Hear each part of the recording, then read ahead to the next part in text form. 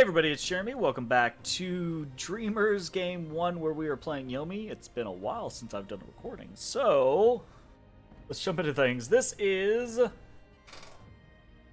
nothing because I clicked off of it apparently. My goodness.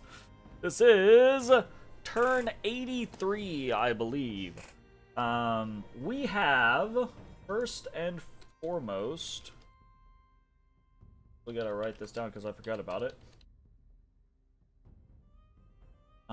We have completed Alteration 9. Woo! Okay, so Alt 9 is actually a pretty big deal for us. I mean, I think Alt 9 is a pretty big deal for anyone who goes to Alt 9. Otherwise, why are you going there, right? You know, getting access specifically to Army of Lead, Army of Gold is a pretty big boon for us. Hopefully it is going to make some of the coming battles a little easier. We'll see. Aside from that, we did a little bit of site searching. We did an Auspex, Gnome Lore, and Voice of Apsu. None of those things found me. We've also exchanged some remote rituals, assassinations, etc., that kind of situation. And I've been thinking about the concept of like, okay, how do we, you know, Dominions isn't exactly the greatest at reporting all of the information that might be pertinent to you. And, you know, all of this stuff is just jumbled together, and I'm trying to break it out to deliver to all of you in kind of like the way that it makes the most sense to me. So, this remote section, you know, I've been kind of like messing around with trying to report how I think the best thing is, or how I think I can best get information to you. I'm interested in the idea of, rather than doing like wins or losses or anything like that, starting to convert things into, well, it cost us this many gems and we got this out of it. It cost them this many gems, they got this out of it, etc. But that can be a little hard to do depending on the spells that get cast. So, for example, right, like a Firestorm gets dropped. You know, I think that's Firestorm. The long-ranged, or a Cataclysm gets dropped, right? We know a Cataclysm got dropped last time. How do I calculate, you know, the cost of that Cataclysm from you know, the person who cast it is very simple to calculate, right? But how do we tabulate what we have lost? Because there's not a good report. If there was a good reporting mechanism, if I could just click on that and be like, here are the 100-something units you lost, and I could click through and I'd be like, okay, well, that's X amount of gold, you know, Y amount of magic items, etc.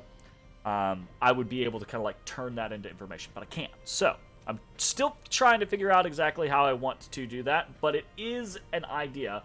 For now, we are going to continue with just kind of like win-loss ratios as best as I can get them. So, let's talk about some of the stuff that has happened.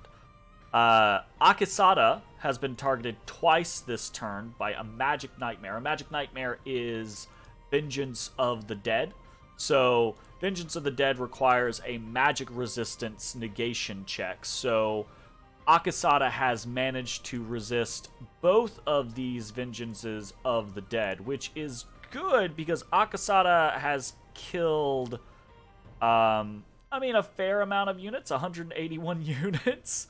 That being said, I'm not sure. So, what Vengeance of the Dead does is it you know, sends all of the dead units that you have killed back after you. I don't think Akisada really is gonna have a problem with killing another 181 units. So that is honestly not that big of a deal for me. But regardless, we resisted it, so we'll count that as a victory, right? We also sent in 2 manifestations, so let's check those real quick. This first one is up against a white mage who is pretty banged up. 4 skeletons come out. Beat up. Drops down. Ooh, Hand of Death. A high roll Hand of Death immediately kills the Ashen Angel. So we lose that one. Let's see if things go better for us this time. Okay, looks like we're up against just a Flamen, so it's possible. Yeah, he shot us with a pillar of fire, but we one-shot him. Gotcha. Okay, so we won one, lost one when it comes to that, so not a big deal. And then the last thing, killing a Flamen also isn't a big deal either. The last thing is that our god got hit with a giant thunderbolt followed by 100 spears and a soul slay from hell. Holy shit. All right, let's look that up real quick because it's been a while since I've looked at this. Dom 5 wiki wish. This was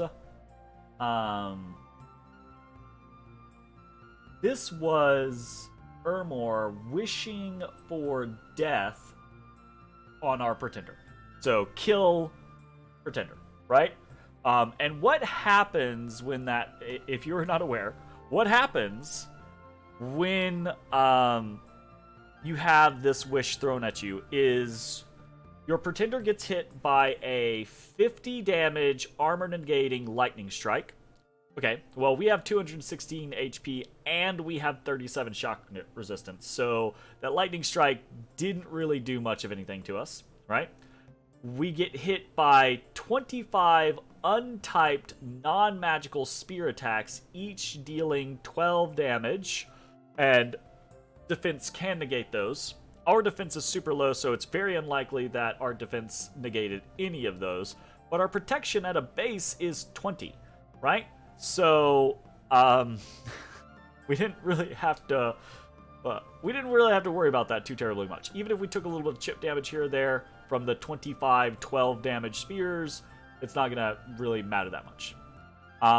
Then the final thing is the penetration 16 soul slay. And fortunately, I don't remember. I would have to go back and check the last turn. I don't think we had this gear on us last time. We might have though, right? I might have put this gear on in response to this happening this turn. But suffice to say, the Soul Slay did not penetrate our 27 MR, and our god has remained alive, completely ignoring the wish for it to die. Which... that alteration? Yeah, that's 100 pearls just down the drain, wishing for our god to die, and it not working. So, absolute victory there. So that is going to be grand total of 4 wins and 1 loss when it comes to the remote stuff. Or at least that's how I'm going to calculate it for now. Jot that down. And yeah. Continue forward, shall we?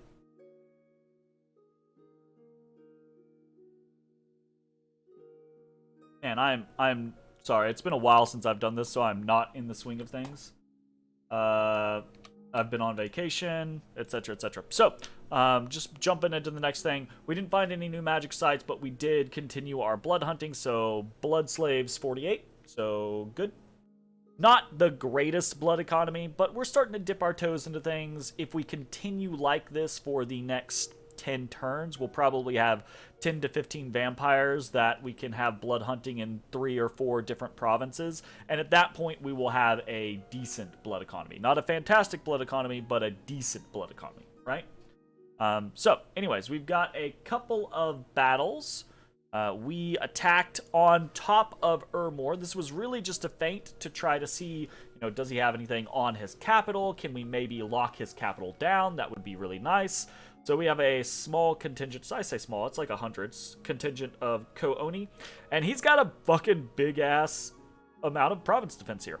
More importantly than the province defense, though, he has a Pontifex here, which is a priest too. So let's watch this happen. So the Pila come in, and they do a number on the front ranks of the Ko-Oni, but then the Ko-Oni get into their ethereal form, and the Ermorian troops have way harder of a time of dealing with them. But the Pontifex back there is blasting with Stellar Decrees, and that is going to do a hell of a lot to our units. We honestly probably would win this without too terribly much of an issue, because you can already see some of the Ermorian troops are fleeing, but not with that priest there. So eventually he does enough damage, kills enough Kooni to rout us from the field, and that is that. So we lose 51 Kooni, and he kills half of them. That Pontifex is responsible for half of them.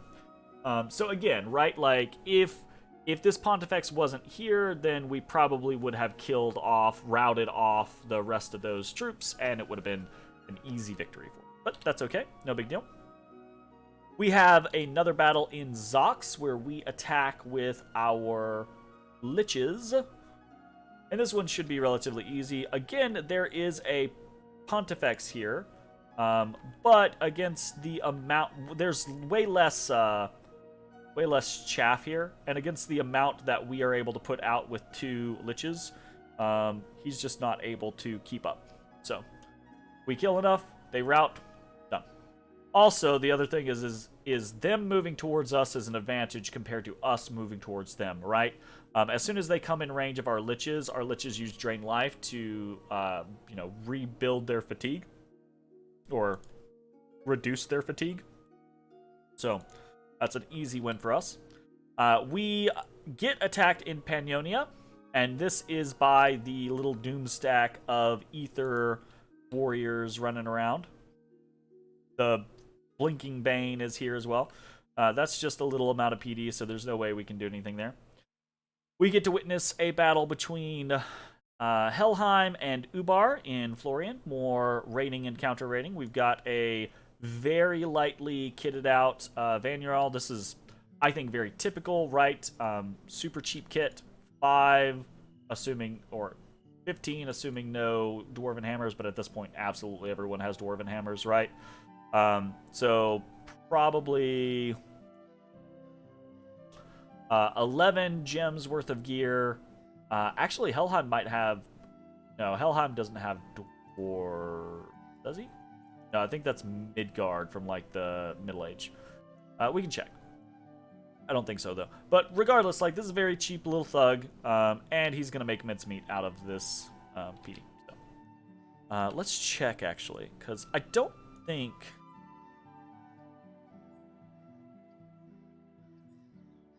Yeah, no. Oh, he does. He does. He has Svartalfs, but they don't have the smithing option, right? I think the Middle Age version has the like forge bonus of like 1. It's not like a Olmish version, but it's still, you know, better. Or it might just have Master Smith. It might not have a forge reduction cost. It might have a counts as. That's probably what it is. Anyways, moving on. We also have attacked Jan Keep, so let's see what's going on there. Alright, this is a very simple little setup. Again, just some chaff, a bunch of demons. We've got a couple of Oni Shugos in here, and then we've got some Dionis kitted out on the side. The issue is there's a shit ton of fucking augurs here, and this is the true fear of Ermor, right? Like, this is a bunch of augurs communioned up. How big's the communion? Need to find a master. 12 slaves, so a magic boost of 3, right? So this guy is 4 fire, 4 astral.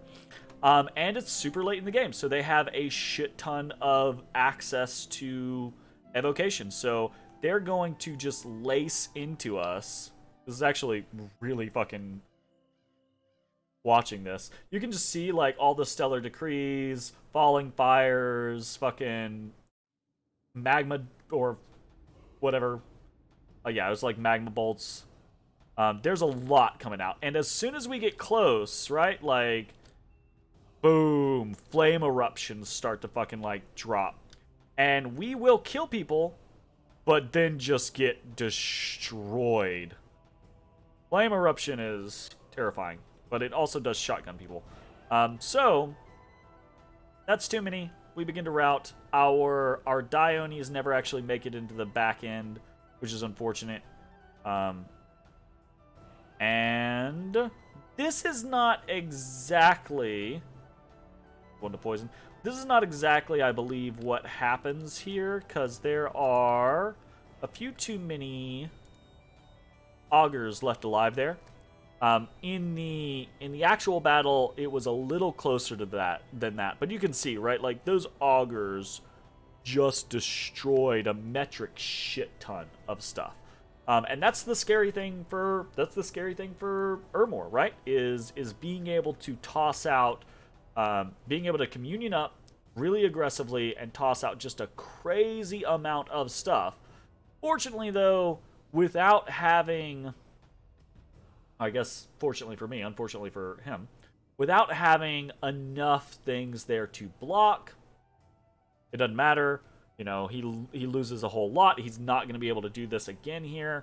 And we just lose free spawn. So this is, obviously we don't want to lose this willy-nilly, but it's free spawn, so it's not that big of a deal. We should probably have more mage support in these armies at this point. But, you know, sometimes that's how it be. Anyways, battles versus Ermor. We've got 2 wins, 2 wins, 2 losses. I'm like all over the place. No. I'm really not looking forward to going back to work tomorrow.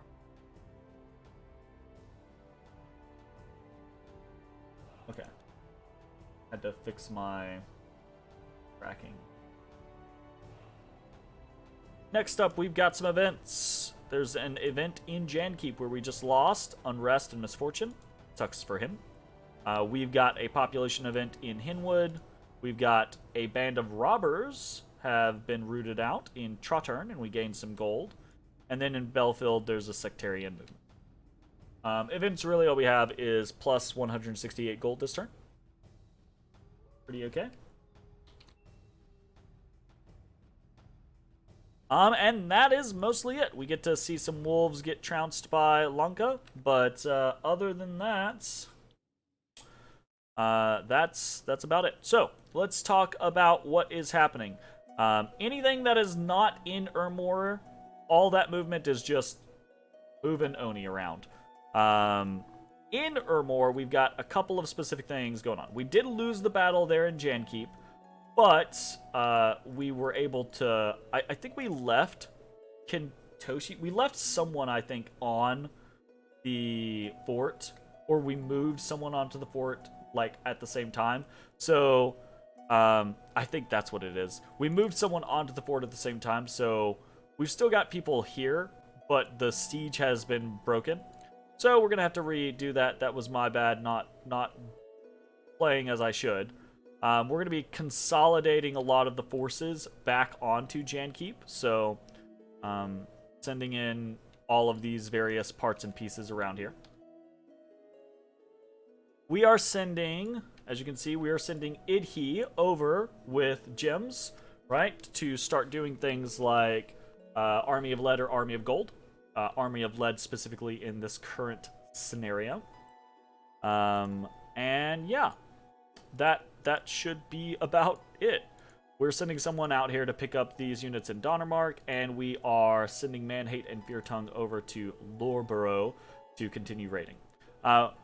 Ermor has very little actual land controlled to themselves at this point, and they're just kind of like rolling around with these Ether Warriors. If we run into Ether Warriors, we're probably dead on any of our little scenarios, but at the same time, we've got a lot more that we can afford to lose comparatively. So I'm not super worried about it. The only other super unique thing that we are doing this turn is here in Brightwood. So we found a lake of living water, and this is very cheeky, but I'm actually going to send out this Sea King. We've got him all kitted out. He has Liquid Body, Quicken Self, Breath of Winter. Probably will not keep him alive against Ether Warriors, but he's not a he's not a magic being, right? The Sea King is just a thing, right? So he's not summoned into this world as a magic being or anything. So he doesn't get the extra damage from the moon blades. With Liquid Body, he will reduce their damage down, and potentially with Breath of Winter, he will be able to fatigue any units out around him. Adding in the fact that he has base regeneration 25, right? And limited regeneration 10, it should be able to regenerate a whole bunch and hopefully not get killed. That being said, if he runs up against the Ether Warriors, he's probably dead, but we'll see. I'm kind of being callous and cheeky with the stuff that I'm throwing out at this point. But he's going to go to Brightwoods in the hopes of, finding some water elementals and just dicking around. We got that. All right. That is pretty much it. The state of things in the world has not really changed. Ubar continues to attack Helheim. Lanka continues to attack Helheim. Helheim is slowly losing ground. We are trying to finish off Ermor so that we can either begin to vulture or Ermori or Helheim provinces, or jump in against someone like Lanka or Ubar and maybe have Helheim crawl back, or at least distract someone. But I don't know how any of that's necessarily going to play out, so we'll see. Let's talk about recruitment, because I've been carrying on. We've got some pretty simple recruitment this turn. We are doing 2 Daemon Generals, 2 Lizard Shamans, and 1 Onishugo. Not really anything crazy there. We need Daemon Generals because we need more leadership for our various free spawn armies. Lizard Shamans just because they're good, and Onishugos just because they're the best battle mage that we have free access to. So we continue to use those whenever we can. Simple, easy peasy. We also have a limited treasury, and I keep being silly with the summons that I'm using, so that's going to get worse, but it is what it is. Hopefully we can crack the rest of Ermor's territory soon and put us higher on the income side of things. Rituals. We have our normal rituals. We have an Augury, we have 2 Auspexes, we have a Voice of Apsu, we have a Gnome Lore, we have a Haruspex, we have our 9 Corpse Constructions, we have a Sea King's Court, and we have 3 Manifestations. So, the only thing really unique out of that is the 3 Manifestations, right? Or not the 3 Manifestations, the Sea King's Court. I don't know that I would say it's unique at this point. We've already done it like 3 times, but I don't have the water gems to keep doing it, so we're not gonna keep doing it. But I probably should not have done this most recent one, but I really do want to have some sort of underwater contingent that I can throw out there. Also, I am considering doing something like putting together some goon squads or mini turbo communions, basically taking some troll guards or sea trolls, and what I can do is I can take a couple of liches, or I can take some Diones, and I can put trolls or sea trolls on bodyguard for those individuals, cast Soul Vortex, right, and then have like a mini turbo communion, quote unquote, with that particular scenario. So it's a communion without the boosted paths, basically. The idea there being, you can just continuously draw in the life force of the trolls, so your fatigue continuously goes down, but they regenerate so that they don't die, right?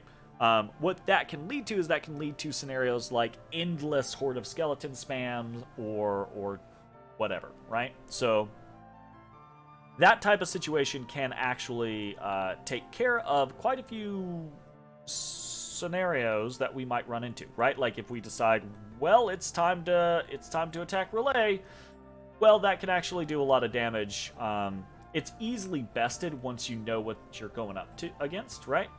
But if you're not initially expecting it, it can be kind of hard to deal with, you know? So, we've got that going on.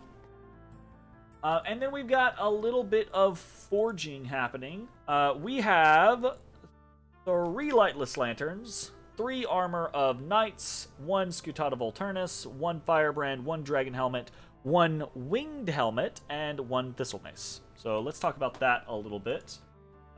Why we're making what we're making.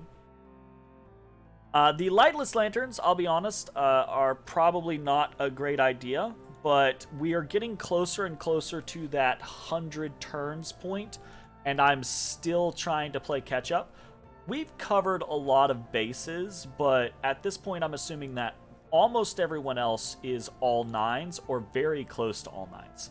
I would assume that of the people that remain, we are probably still the lowest on the research scale. I kind of wish I had access to graphs right now. I think it would be cool to know whether or not we have caught up, but I don't think we have. I think we're close. We've hit important goals, and that's a good thing, but I think most everyone else is probably done or very close to done with research at this point. So I want to try to catch up on that. In the next couple turns, we will probably dump a couple of lightless lanterns, or dump fire gems into a couple of lightless lanterns, trying to get up to that kind of like 2,000-ish research speed, to see if we can try to finish things out before turn 100. Though I don't think we will. It might be close. As far as research goes, we have completed Alt 9, which is very good for us, specifically because of Army of Lead, Army of Gold. We don't really have a great option for casting Wish, although we can try to start moving up to that point.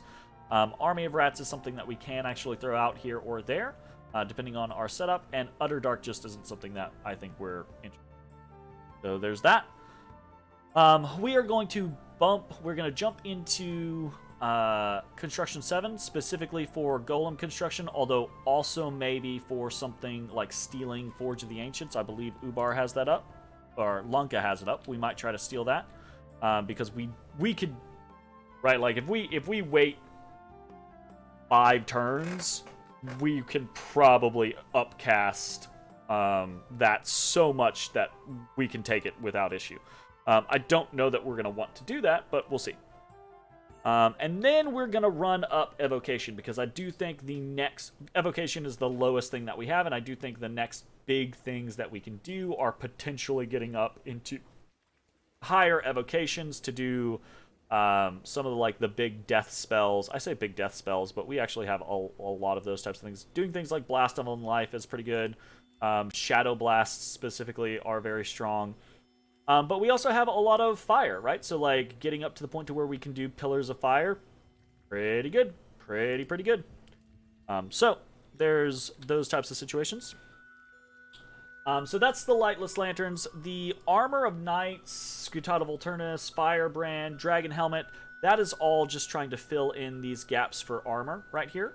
So, trying to put together continuous armor sets. And then the other things, Thistle Mace, right? We've got a couple of Fairy Queens. We're trying to make sure we have enough nature boosters that we can throw things like Mass Regeneration out very easily, etc. Relief, Serpent's Blessing, all those different types of things. We're very happy and excited to be adding those to the mix. And then the Winged Helmet is for much the same situation, right? So we're doing a Winged Helmet. That is a lot of gems to throw out at something. That is a 40 gem? 25 gem. Never mind. That's less than... It's the Bag of Winds that is bigger. Yeah, so air... Requires air 5 and costs 40. So... Winged Helmet we can throw on, again, a Fairy Queen or something like that to get higher into air. Air 4 lets you cast most things in battle. I don't think all things necessarily, because some of the higher ones cost more gems. But It lets us cast most things relatively easily. So that should be that. Ultimately, so it's turn. Let's talk. We haven't talked about the actual like situation of the world for a while. Turn 83. There is a relatively even spread on a lot of these thrones. It does, right, Helheim still does have 4 thrones, but that's not realistic. Helheim has those 4 thrones, but they don't really control a lot of their territory at this point.